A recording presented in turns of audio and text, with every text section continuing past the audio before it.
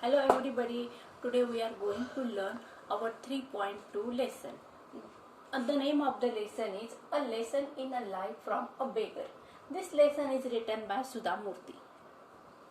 All of you know that Sudha Murthy is the wife of Narayan Murthy, a pioneer of Infosys Group. She was herself a mechanical engineer, but she was also a writer also. She writes short stories also. She writes her experiences in her books. Her books is very famous for her writing. Friends, in this lesson Sudha Murthy is telling her personal experience or her life experience. She has a friend. The name of her friend is Meena. She was an LIC agent. She got a good earning, but still she was a pessimist woman. She did not have a positive attitude towards life. She did not enjoy the life, and she always criticized each and everything, each and every person, and as well as each and every situation. Such Amina was Sudha Murthy's friend, and everybody avoided her because of her attitude towards life. She was living in Bangalore in an apartment, and her parents were living in another city. She was the only children of her parents. She had never any friends because of her attitude. One day, she got transfer and she transferred into Mumbai. And writer, that is the Sudha Murthy, did not remember her for some time. But one day, when Sudha Murthy went to Mumbai for official work, there a heavy rain was following, and Sudha Murthy was waiting Akbarala's bookshop for some time to stop the rain, and she will get or went to her place. Okay, there she met Meena. When Sudha Murthy saw Meena, she tried to avoid her and she wanted to run away from that place. But Meena saw Sudha Murthy and she came to Meena. Meena came to Sudha Murthy and she looks very pleasant. And Sudha Murthy tried to avoid, but she did not, because Meena came there, and Meena invited Sudha Murthy to live with her for one night. Sudha Murthy gives many reasons. Again Meena told her to take a dinner with her, but still Sudha Murthy did not listen, and so Meena finally tell her to come with her for a tea. Then Sudha Murthy tells her that the rain was following and both of them were drenched. Then Meena tells Sudha Murthy that they will run away from that place, and if they were drenched, nothing happened. So both of them ran away from that place and went to a grand hotel. There they enjoy tea. Here Sudha Murthy asks Meena what is the reason behind her changing attitude, or a Prince Charming came in her life. Then Meena told Sudha Murthy that there is no one a Prince Charming, but a beggar. A beggar changed her life. Here Sudha Murthy asked her which beggar and tell her, and then Meena tell Sudha Murthy her whole story. Meena told Sudha Murthy that she was living in a flat, and in front of her flat there lives a beggar with her daughter. There Meena gave a leftover to beggar. One day a heavy rain was following, and Meena did not give leftover to the beggar and her granddaughter. There both of them, Meena was cursing the rain. A heavy rain was following, so Meena was cursing, but instead of cursing the rain, beggar and her granddaughter were enjoying the rain. They were very happy and they clapping the rain. they were clapping for the rain. Here Meena looks at them and she thinks that she was cursing for the rain, but the beggar and her granddaughter were enjoying the rain. They did not have the food, still they were very happy and they were enjoying the each and every moment of the life. So Meena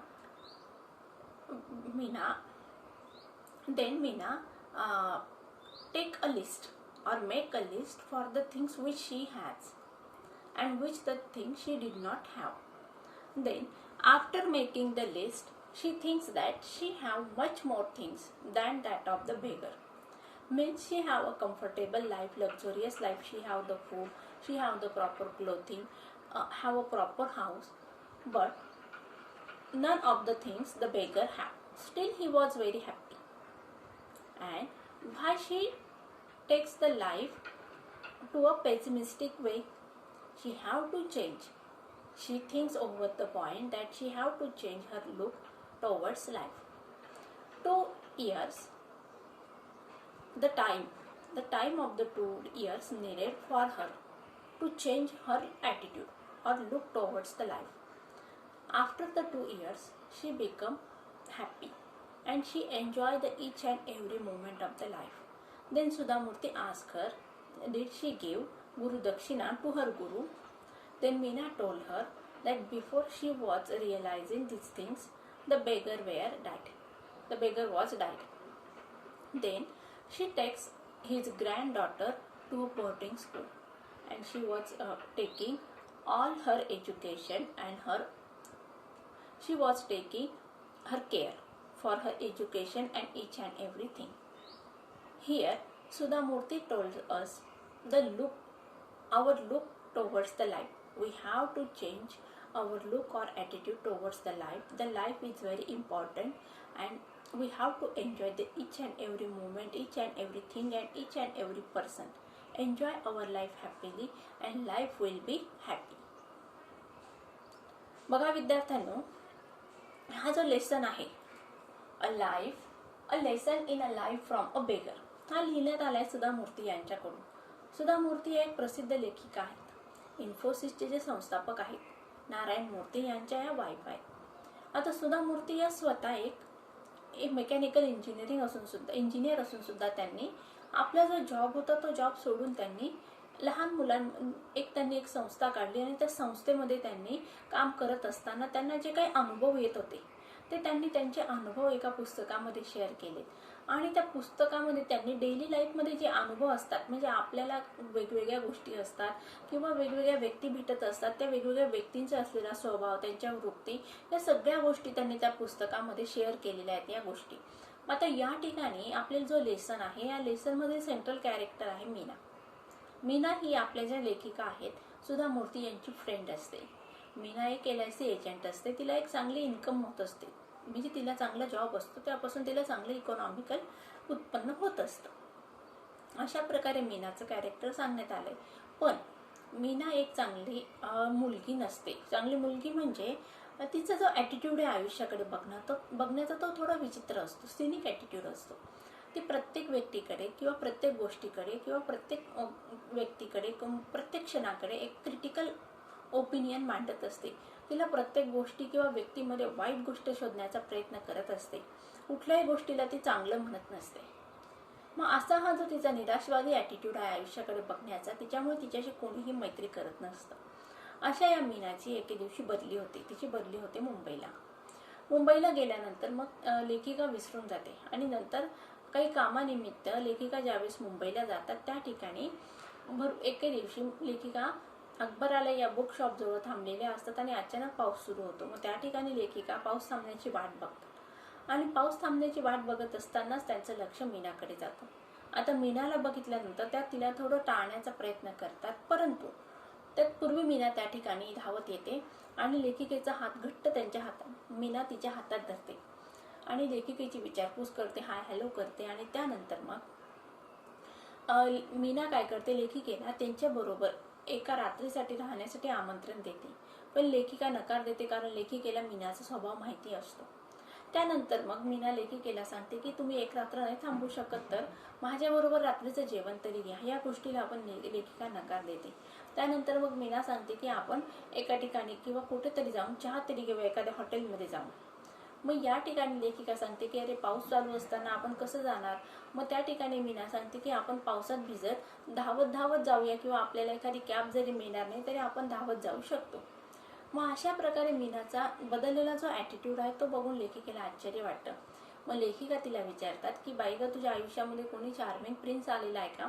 मग त्या ठिकाणी मीना सांगते की माझ्या आयुष्यात कोणीही नाहीये, तर एका बेगरमुळे माझं आयुष्य बदललेलं आहे. मग या ठिकाणी मीना लेखिकेला संपूर्ण कहाणी सांगते. ती सांगते बघा की ती मुंबईला ज्या फ्लॅटमध्ये राहत असते त्या फ्लॅटच्या समोर एक बेगर बसत असतो, त्याची नात असते. आणि मीना काय करते, तिचं जे अन्न असतं उरलेलं, ते उरलेलं अन्न त्या बेगरला देत असते. या ठिकाणी मीना त्या बेगरशी कधीही बोलत नाही आणि बेगर पण मीनाशी कधीही बोलत नसतो. एके दिवशी काय होतं, भरपूर असा पाऊस पडत असतो आणि त्या ठिकाणी मीना मग पावसाला खूप दोष देते. ती पाऊस पडतोय वगैरे वगैरे, ती पावसाला नावं ठेवत असते. पण त्या ठिकाणी ज्यावेळेस ती खिडकीतून बाहेर बघते बेडरूमच्या, तर त्यावेळेस तिला लक्षात येतं की तो जो भिकारी आहे त्याच्या नातीबरोबर त्या ठिकाणी चिंब पावसात भिजण्याचा आनंद घेत आहे, टाळ्या वाजवत आहे, गाणे म्हणत आहेत. कारण का पाऊस भरपूर प्रमाणात पडत असल्यामुळे त्या ठिकाणी ट्रॅफिक पण नव्हती आणि त्या ठिकाणी मग त्या पडणाऱ्या पावसाचा, त्या निसर्गाच्या रूपाचा आस्वाद घेण्याचं कार्य या ठिकाणी भिकाऱ्याकडून केलं जात आहे. आता त्याचं जे ॲटिट्यूड आहे आयुष्याकडे बघण्याचं, ते बघून मीनाला आश्चर्य वाटतं. ती म्हणते की मी तर आज यांना माझं जे उरलेलं अन्न होतं पाऊस पडत असल्यामुळे ते पण दिलं नाही. म्हणजे थोडक्यात काय, हे उपाशी आहेत. उपाशी असून सुद्धा हे किती आनंदी आहेत. या गोष्टीकडे बघून मीनाला आश्चर्य वाटतं. त्यानंतर मग ती काय करते, एक लिस्ट करते आपल्याकडे कुठल्या गोष्टी आहेत आणि कुठल्या गोष्टी नाही आहेत आणि भिकाऱ्याकडे कुठल्या गोष्टी आहेत आणि कुठल्या नाही आहेत. आता ही यादी केल्यानंतर तिला लक्षात येतं की भिकाऱ्यापेक्षा आपल्याकडे जास्तीत जास्त गोष्टी आहेत आणि भिकाऱ्याकडे अतिशय कमी गोष्टी आहेत. परंतु आपल्याकडे जास्तीत जास्त गोष्टी असून सुद्धा आपल्या आयुष्याकडे बघण्याचा जो दृष्टिकोन आहे तो अतिशय वेगळा आहे, विचित्र आहे. आणि भिकाऱ्याचा आयुष्याकडे बघण्याचा दृष्टिकोन अतिशय वेगळा आहे. आशावादी त्याचा असा दृष्टिकोन आहे. आणि त्यानंतर मग मीनाला आपल्यामध्ये चेंज करण्यासाठी 2 वर्षाचा पिरियड लागतो. या कालावधीमध्ये मग सुधा मूर्ती मीनाला विचारतात की मग तू तुझ्या गुरुला गुरुदक्षिणा दिली का. मग मीना या ठिकाणी सांगते की मी माझ्या गुरुला गुरुदक्षिणा देण्यापूर्वीच त्याचा मृत्यू झाला. मग मीना सांगते की मग मी त्यांची जी नात होती भिकाऱ्याची, तिला बोर्डिंग स्कूलमध्ये टाकलेली आणि तिच्या संपूर्ण शिक्षणाची जबाबदारी मी घेतलेली आहे. अशा प्रकारे बघा विद्यार्थ्यांनो, आपला जर आयुष्याकडे बघण्याचा दृष्टिकोन कसा असतो त्यावर आपलं आयुष्य आनंदी किंवा दुःखी असतं, हे या ठिकाणी लेखिका यांना हायलाइट करायचं आहे. कुठलीही परिस्थिती असू देत नाही, आपण जर आयुष्याकडे आशावादी दृष्टिकोनातून बघितलं तर आपल्याला प्रत्येक गोष्टीमध्ये आनंद मिळणार आहे. हे एक अंतिम सत्य आहे. आणि तुम्ही जर प्रत्येक गोष्टीमध्ये नावं ठेवत गेला की माझ्याकडे हे नाहीये, ते नाहीये, माझ्याकडे कॉम्प्युटर आहे, लॅपटॉप नाही, माझ्याकडे मोबाईल आहे पण अँड्रॉइड हँडसेट नाही किंवा ॲपलचा हँडसेट नाही, असं जर तुम्ही म्हणत गेला तर मग तुम्हाला प्रत्येक गोष्टीमध्ये निगेटिव्हिटी येणार आहे आणि तुमचा आयुष्याकडे बघण्याचा दृष्टिकोन निगेटिव्ह होणार आहे. हे या ठिकाणी लेखिकेला सुचवायचं आहे. चला तर मग आपण लेसनला सुरुवात करूया. सगळ्यांनी पुस्तक ओपन करायचं आहे.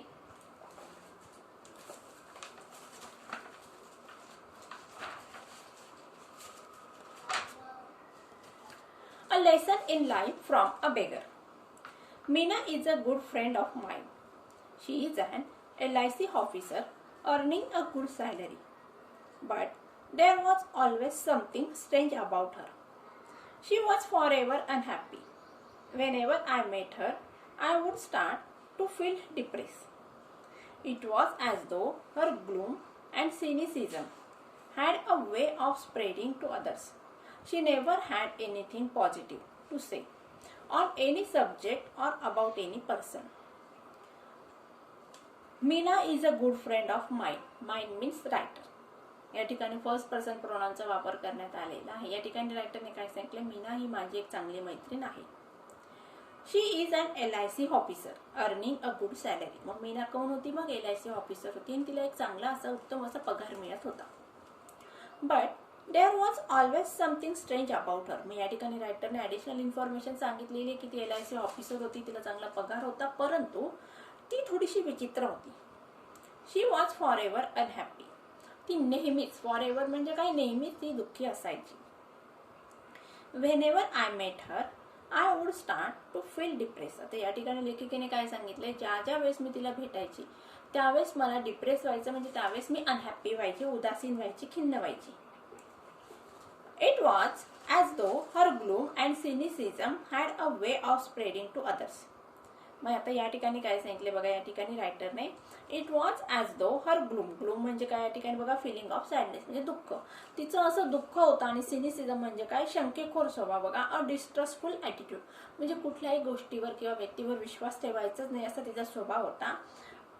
अ way of spreading to others म्हणजे दुसऱ्या व्यक्तींबद्दल शंका घ्यायची आणि त्याचबरोबर आपण नेहमी दुःखी आहे असं ती दाखवण्याचा प्रयत्न करायची. त्यामुळे लेखिकेला तिच्या बरोबर राहिल्यामुळे दुःख व्हायचं किंवा लेखिका तिच्याबरोबर आनंदी नसायच्या. She never had anything positive to say on any subject or about any person. या ठिकाणी रायटरने काय सांगितले बघा, तिच्याकडे म्हणजे आशावादी असा दृष्टिकोन नव्हताच. ती नेहमी निगेटिव्हच बोलायची, नकारात्मक गोष्टी बोलायची, कुठल्याही व्यक्तीबद्दल किंवा सब्जेक्ट विषयाबद्दल ती नेहमीच नकारात्मक बोलायची. बघूया पुढे. For instance I might say to her, Meena did you know Rakesh has come first in his school. For instance म्हणजे काय, फॉर एक्झाम्पल. आता तिचा ॲटिट्यूड निगेटिव्ह कसा होता हे एक्सप्लेन करण्यासाठी रायटर यांनी एक एक्झाम्पल दिलेलं आहे. काय सांगितलं बघा, Meena did you know Rakesh has come first in his school. मीनाला रायटर यांनी सांगितलं की तुला माहिती का गं म्हणे, राकेश हा त्याच्या शाळेतून पहिला आलेला आहे. Meena's immediate response would be little the achievement. Naturally his father is a school teacher she would say.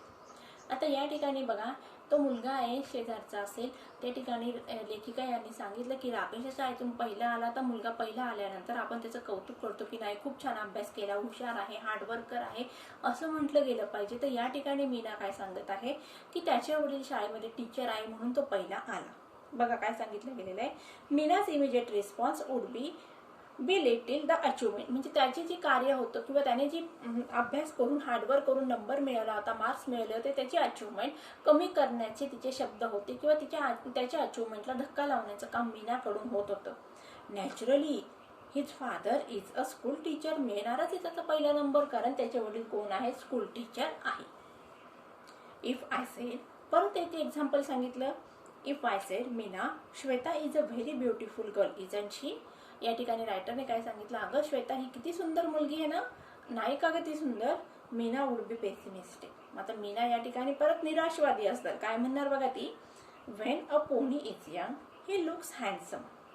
आता या ठिकाणी बघा मीनाने श्वेताचं कौतुक न करता काय एक्झाम्पल दिलेलं आहे, घोड्याचं जे पिल्लू असतं म्हणे, छोटा जे घोडा स्मॉल हॉर्स असतो, तो ज्यावेळेस लहान असतो त्यावेळेस तो सुंदरच दिसतो.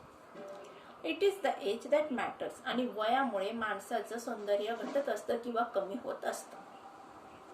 वेट फॉर सम टाइम, थोडा वेळ थांब, Shweta will be uglier than anyone you know. आता काय सांगितलं बघा मीनाने मग, की थोडा वेळ थांब म्हणे, थोडे वर्ष थांब, की श्वेता पण इतकी कुरूप दिसणार आहे. तुला माहिती असलेल्या व्यक्तींपैकी कुरूप असणारी व्यक्ती ही श्वेता असणार आहे. Meena it's a beautiful day, let us go for a walk. परत लेखिका यांनी एक एक्झाम्पल दिलं, मीनाचा ॲटिट्यूड कसा होता ते दर्शवण्यासाठी वेगवेगळे एक्झाम्पल देण्यात आले. आता तिसरं एक्झाम्पल दिलं लेखिकेने की बाई किती सुंदर दिवस आहेत, जर आपण दोघं बाहेर फिरायला जाऊया. No, the sun is too hot and I get tired if I walk too much. Besides who says walking is a good for health, there's is no proof. आता या ठिकाणी मीनाने काय सांगितले लेखिकेला, no the sun is too hot. बाई किती कडक ऊन पडलेला आहे. मीनाने काय सांगितले लेखिकेला, अगं खूप कडक ऊन पडलेलं आहे. I get tired if I walk too much. आणि मी खूप जर चालले तर मी थकून जाते. आणि त्याचबरोबर हू says walking is good for health. कोणी सांगितलं म्हणे की तब्येतीसाठी चालणं हा उत्तम व्यायाम आहे. त्या ठिकाणी कुठलाही पुरावा आहे का.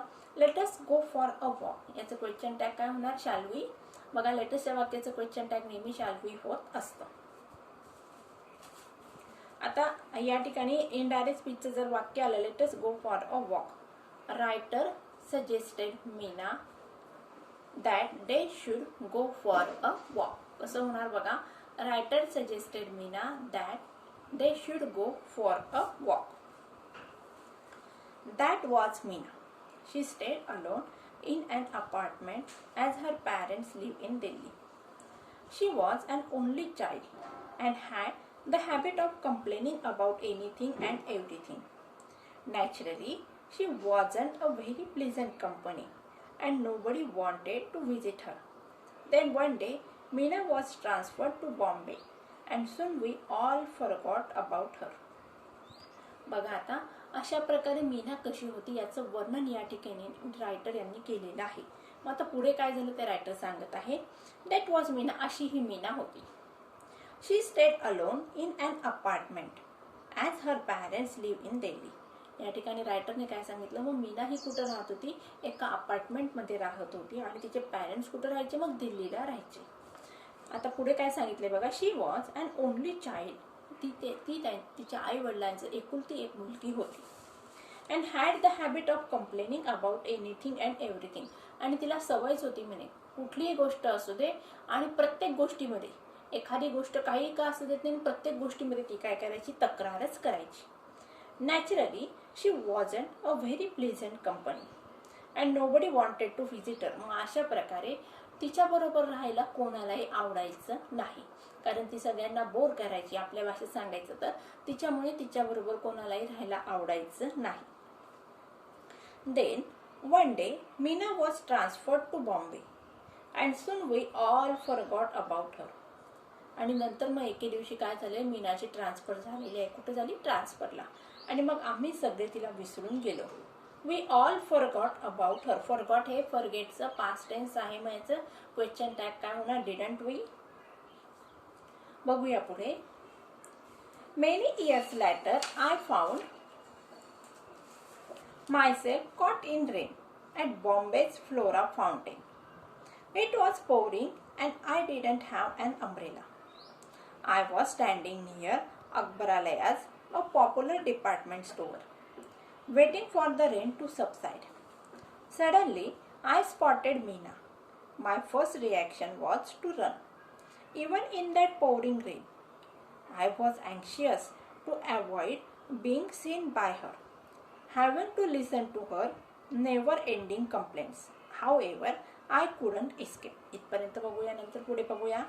आता खूप वर्ष झालेली आहेत, मीनाची बदली झालेली आहे बॉम्बेला आणि रायटर मग मीनाला विसरून गेल्या. आणि नंतर खूप वर्षांनी काय झाले ते पुढे दिलेलं आहे. मेनी इयर्स लॅटर, खूप वर्षानंतर. I found myself caught in rain at Bombay's Flora Fountain. या ठिकाणी मग काही कामानिमित्त रायटर मुंबईला गेल्या होत्या. कुठल्या स्पॉटला अडकल्या होत्या बघा, त्या बॉम्बेज फ्लोरा फाउंटेन या ठिकाणी त्या अडकलेल्या होत्या. It was pouring. पोरिंग म्हणजे काय, rain was heavily. Heavy rain. There was a heavy rain. And I didn't have an umbrella. आणि रायटरकडे अम्ब्रेला पण नव्हतं, छत्री पण नव्हती. I was standing near Akbaralayas, a popular department store, waiting for the rain to subside. मग आता या ठिकाणी प्रचंड असा पाऊस पडत आहे आणि त्या पावसापासून वाचण्यासाठी रायटर मग कुठं थांबल्या होत्या, अकबरालया. अकबरालया हे मुंबईमधील एक प्रसिद्ध असं पुस्तक मिळण्याचं शॉपी आहे. त्या ठिकाणी रायटर थांबलेल्या होत्या. कशासाठी, पाऊस थांबण्याची वाट बघण्यासाठी, कारण त्या ठिकाणी रायटर यांच्याकडे अम्ब्रेला पण नव्हती, छत्री पण नव्हती. Suddenly I spotted Meena. आता अचानकपणे, स्पॉटेड म्हणजे काय, सीन. अचानकपणे रायटर यांनी मीनाला बघितलं. My first reaction was to run. आणि तिला बघितल्यानंतर रायटर यांची रिॲक्शन काय होती, त्या ठिकाणी पळून जाणं. आता बघा, खूप वर्षांनी जर आपण आपले मित्र किंवा मैत्रिणीला जर भेटत असेल तर आपल्याला त्यांना भेटावं वाटतं, बोलावं वाटतं. त्या ठिकाणी आपण त्यांच्याबरोबर गप्पा मारत खूप वेळ थांबत असतो. पण या ठिकाणी मीनाला बघितल्यानंतर रायटर यांना त्या ठिकाणी तिच्याशी बोलण्याची पण इच्छा झाली नाही. तर तिला बघितल्यानंतर त्या ठिकाणाहून पळून जावं असं त्यांना वाटत होतं. Even in that pouring rain. म्हणजे इतका पाऊस पडत होता तरी त्या पावसामध्ये, भर पावसामध्ये मी त्या ठिकाणाहून पळून जावं असं रायटर यांना वाटत होतं. I was anxious to avoid being seen by her, having to listen to her never ending complaint. आता या ठिकाणी रायटर उत्सुक होत्या कशासाठी बघा, त्या एवढ्या भर पावसामधून पळून जायचं. मीनाने बघण्यापूर्वी त्या भयजत पावसामध्ये किंवा जो मुसळधार पाऊस पडत आहे त्या पावसामध्ये भिजलं तरी चालेल, पण त्या ठिकाणून पळून जावं, कारण का तिच्या तक्रारी ऐकण्यापेक्षा पावसात भिजून कुठेतरी गेलेलं परवडेल असं रायटर यांना वाटत होतं.